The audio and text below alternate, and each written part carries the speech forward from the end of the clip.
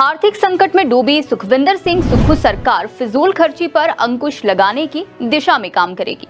सरकार ने deputy CM की अगुवाई में रिसोर्स मोबिलाइजेशन कमेटी का गठन किया है। कमेटी की बैठक में फिजूल के खर्च रोकने पर सहमति हुई।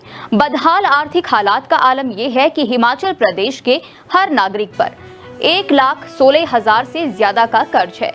कर्ज का ब्याज चुकाने के लिए भी कर्ज लेना पड़ रहा है। अब बैठक में तय किया गया है कि सरकारी खर्च कम करने का प्रयास होगा। सरकारी गाड़ियों के पेट्रोल का खर्च कम किया जाएगा।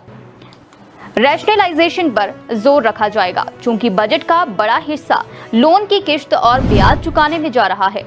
आर्थिक स्थिति ठीक करने के लिए सख्त निर्णय लेने पड़ सकते हैं। निशुल्क सेवाओं में भी कटौती हो सकती है।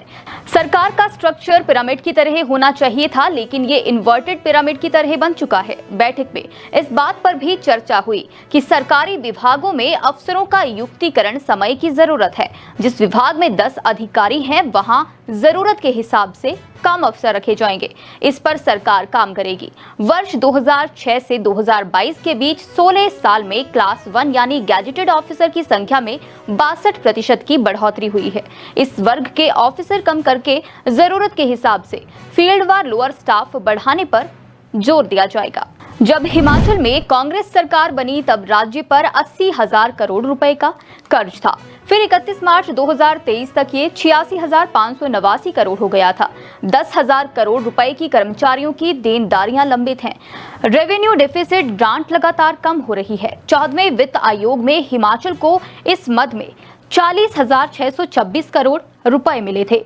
15वें वित्त आयोग में ये बढ़ने के बजाय कम होकर 37,199 करोड़ रह गए।